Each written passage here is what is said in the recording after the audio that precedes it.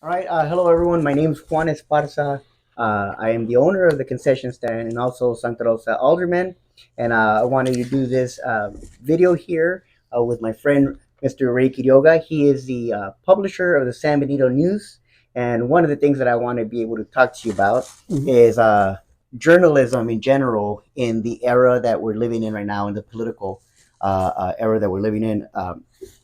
Just an example of this is recently we have Secretary of Defense, who has lashed out and has mentioned, things like the media questioning the situations that are happening. And so my question to you is, as a journalist, when I say the word journalism, what does that mean to you? What is journalism in your eyes?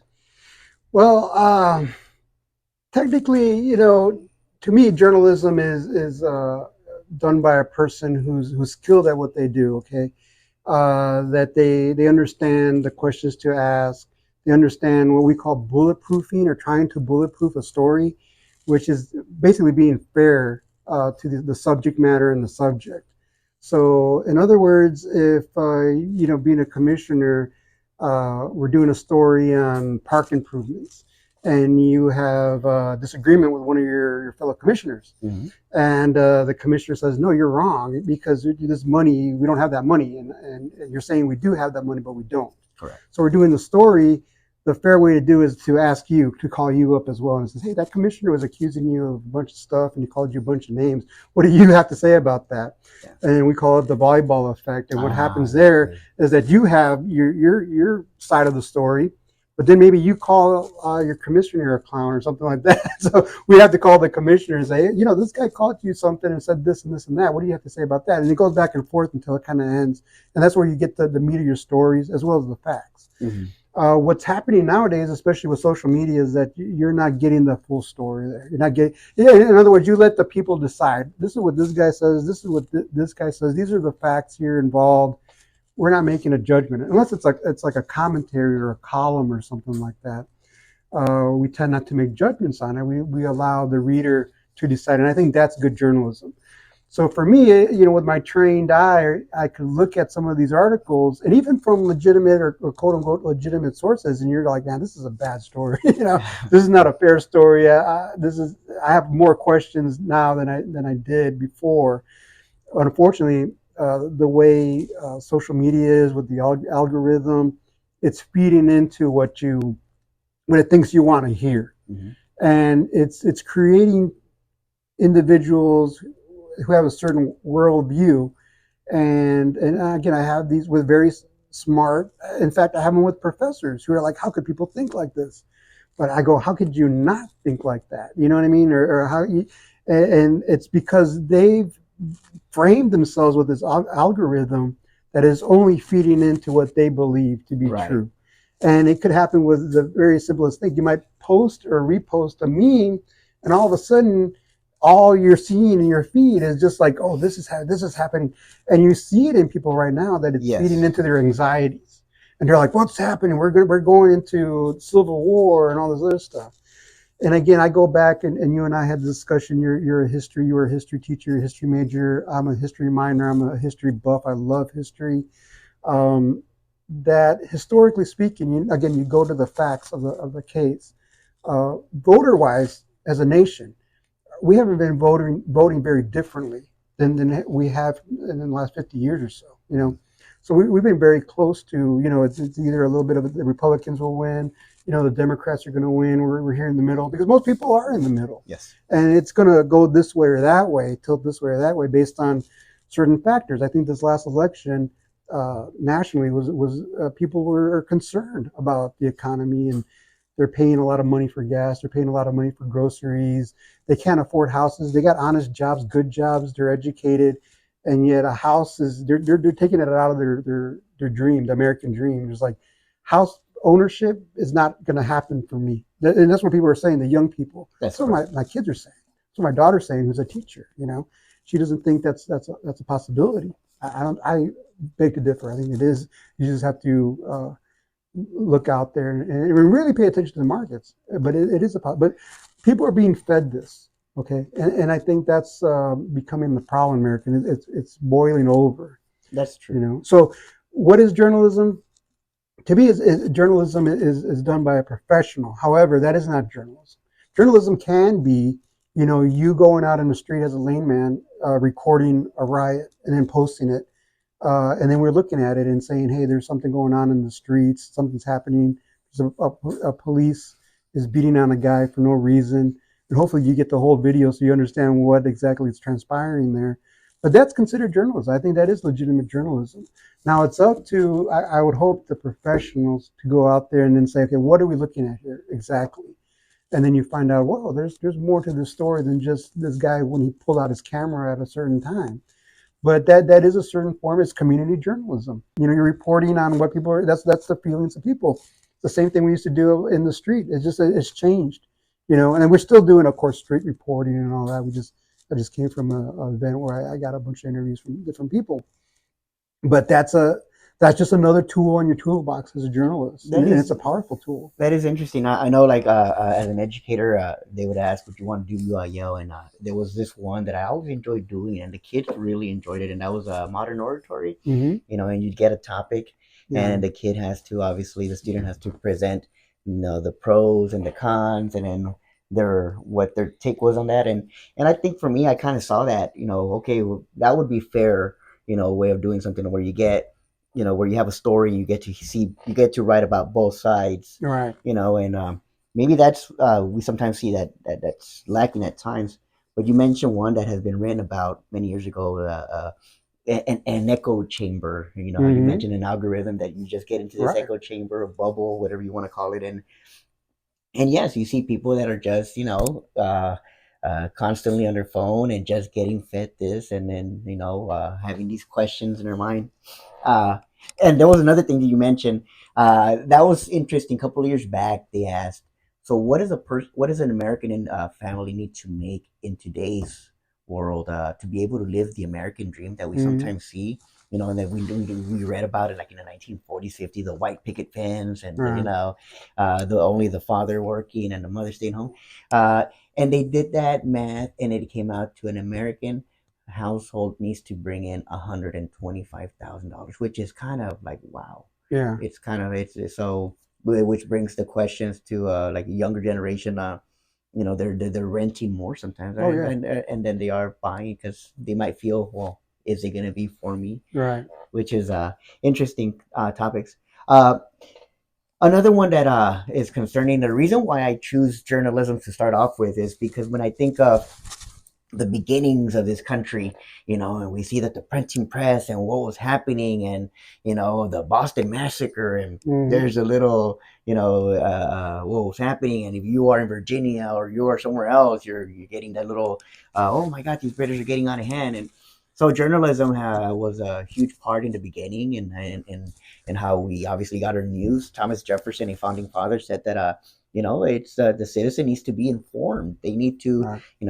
so important was journalism in this particular case, the newspaper, with the invention of the printing press that was near that era, and so important was it that they included it when they wrote the Constitution, the United States Constitution, like in 1781, or ratified like 17. Matter of fact, I believe today I saw a meme that says that today was like when it took it to effect. I think New Jersey was the last one or something like that. But the freedom of, why do you think it was important for the founding fathers to include that? Uh, like you said, just to be able to express yourself. And again, they're coming off a system where they said anything bad about the king, you know, that off with their heads. You know what I mean? So, Yes. or at least jail time, or they'd be ostracized or penalized. So obviously, they saw. They figured this is so important. This is your First Amendment, right? This is your First Amendment right, freedom of speech, freedom of the press.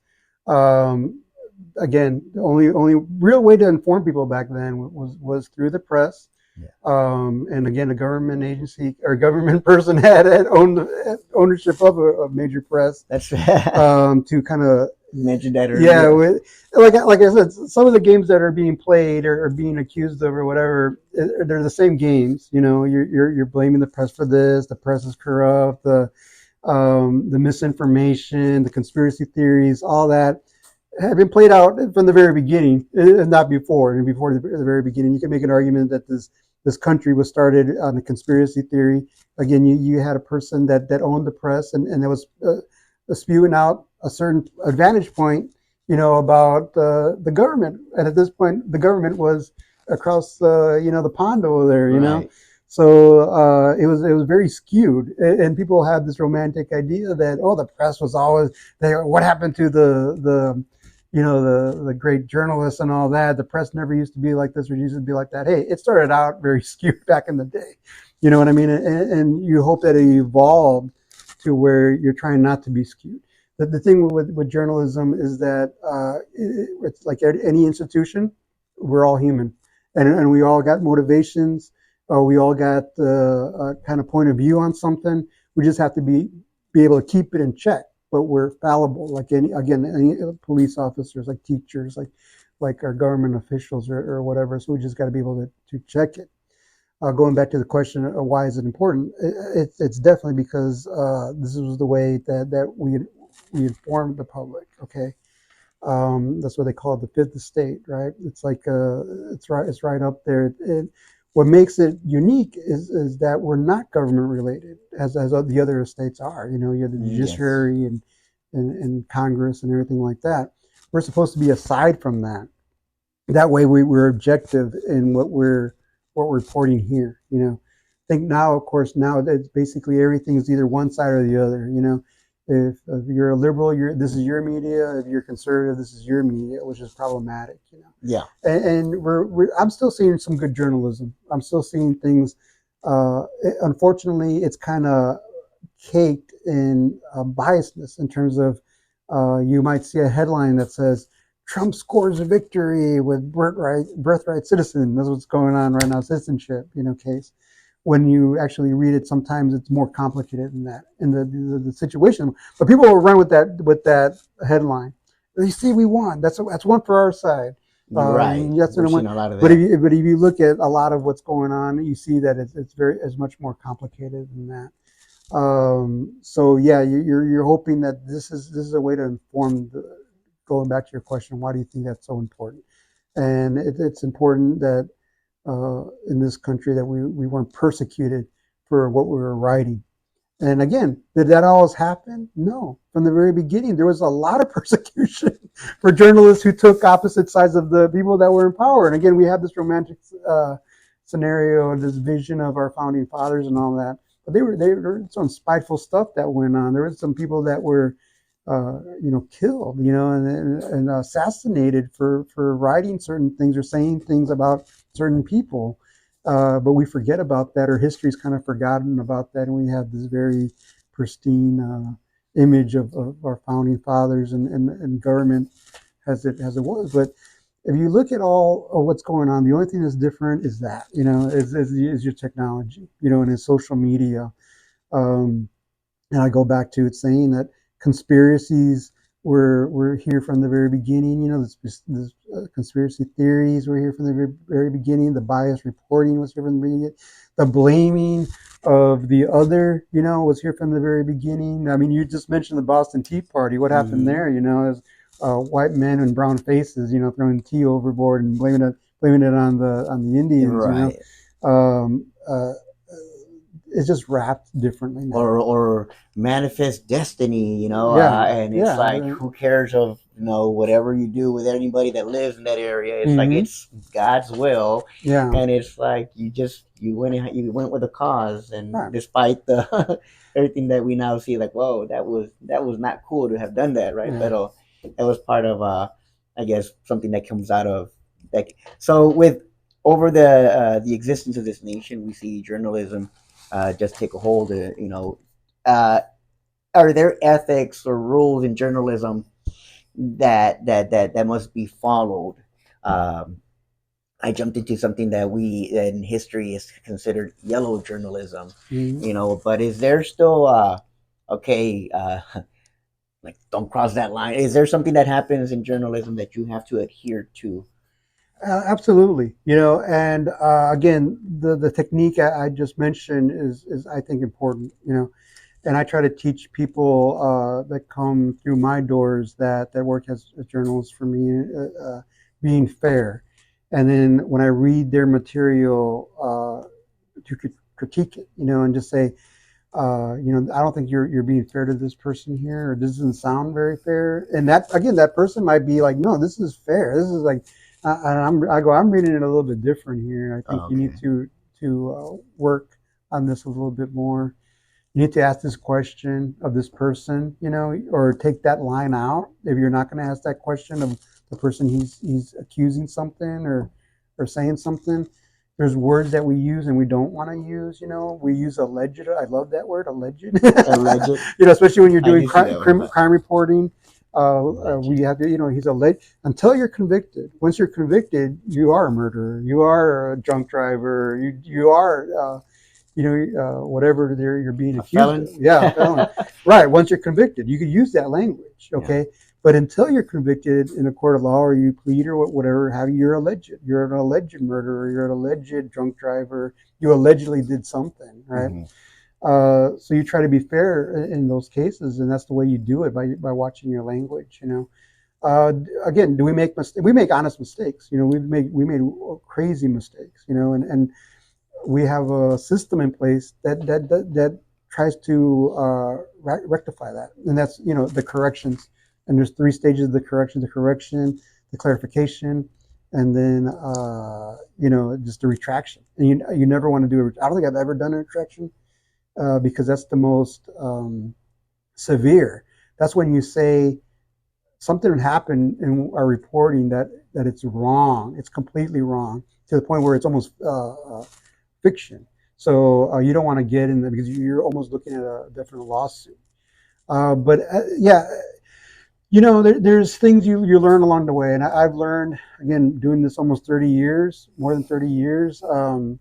You learn a lot the hard way. It's just things you don't, no matter how many workshops and books you read or whatever. And that might be even controversial, And I'll give you an example, and especially with our community. Okay, you have especially an older generation who might not speak English, might be really old school or what have you. So if you're speaking to an elderly person and they say something that might be off color, that might make them look bad or whatever, do you use it? I've been in that situation. Mm-hmm. Do I really want to like put that person in a spotlight like that, as opposed to maybe your commissioner who's got a law degree or what have you, and then says something? No, you're going to run with that because you should know better. You're in that position. Again, if that elderly person was in that position, you're a commissioner as opposed to a lay person. You know what I mean? And that might be controversial for some because some might say, some journalists might say, no, that person said that. You want to use that? Go ahead and use it. And you have the right to use it because it was on the record. And that's the other thing, on the record, off the record. Right. Some people might say, hey, look, I'm going to take you aside, but this is off the record. Even if I'm taping, if I agree to it being off the record, it's going to be off the record. Unfortunately, there's some journalists and people have said, I told that guy it was off the record and he put it on there anyway, Yes. And it might not be something like tantal. It might be just like, hey, my wife is sick or my son's going through chemotherapy. I don't want to share that right now, but that's why I wasn't at the meeting. But I don't want the public to know that. But again, if it was off the record, I might even convince them. I said, you know what, you should probably put that on the record because I think your people, your voters might understand,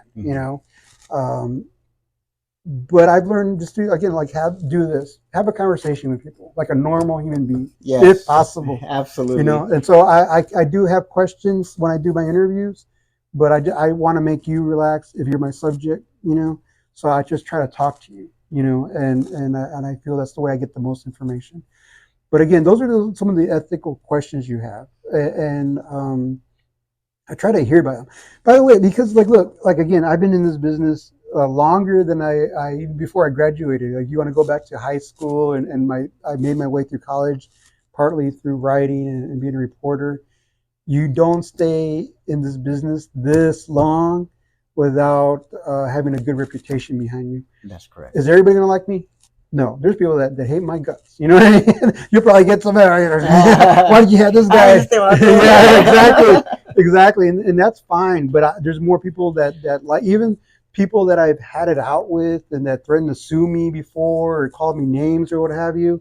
Years later, they come back and they're like, "Oh man, yeah, they have respect now. In hindsight, there's respect for when I stood my ground or whatever, whatever happened there. And you don't last that long in this business if you start burning people. Right. If you start burning sources, because again, that's another thing. People come, hey man, I work for the city. I obviously can't give you my name, or not even give you my name, but I don't want my name out there or whatever. But this is what's happening. Is whatever. You can't start burning sources. You can't start saying, "Who gave you those documents?" Oh, that guy over there. Yeah. When they say not to expose them, you're not going to last long doing this. And you have people street level. I've dealt with crimes. I've dealt with all kinds of things that'll come to you. Again, ethics. Speaking of criminalities, when do you go to the police with something? When do you have the ethic responsibility to go to the police and tell them, hey, look, this is what's happening. Again, you don't want anybody to get hurt in any way. Um, and I can't remember the last time I was put in that position. I've been put in that position a couple of times where I've just said, hey, look, this is something that I think the police need to know about. And they take it to heart or what have you. Well, 30 years you're gonna get a little bit of everything. Yeah, right? I got people surrendering to me, that have been on the run. At one point I was given as almost as a joke, so a nice pair of handcuffs, because you're like, hey man, if you ever need to use these handcuffs to handcuff somebody or whatever like that, and all that, I think I got rid of those. But so yeah, I've seen horrible things like we were just talking about. I just came from a tragic story I'm working on. I went to a funeral of a young lady. I've seen beautiful things. You name it, corruption at all levels. I've seen police corruption, and I've seen I've covered stuff that like the killing of an officer here. A very sad and horrible situation. And we were having these conversations today with these other people. It's like, what makes someone do something like that? Huh? I go, I stopped, trying to figure that out. I don't figure that out anymore because you can't really get into the mind of someone who's mentally ill, but you still do. You still ask those questions. Oh, how? Why you here? These young people that make bad decisions. One bad decision led to another bad decision, led to another bad decision, and all of a sudden now they're 19 years old and they're probably not going to see the light of day again because they're in jail. And I told my kids that. I go, those are decisions, man, that you made, that kid made at a very young age, at your age. You got to think about what might happen. And I'm one to talk because I had kind of a black and blue upbringing myself. I learned the hard way, like I'm telling you about even journalism. Sometimes you go through stuff and then you realize that. But that's what makes people different. It's like they learn from that. And again, the mistakes I've learned in this business, I don't think I make them again. You know what I mean? And I said, okay, I learned from that. I'm not going to do it here. Yeah. So when a young journalist comes and say, I'm going to do this, no, you're not. You know what I mean? And I, well, no, I'm telling you as your boss, but because I've been doing this for so long, you don't want to go down that route, right? Or you want to fix this up, or you want to ask that question, and and that kind of thing. So. Yeah. You earlier on you mentioned how journalism can have different arms in different ways. I mean, especially now with you see something happening and everybody takes out their phones, right?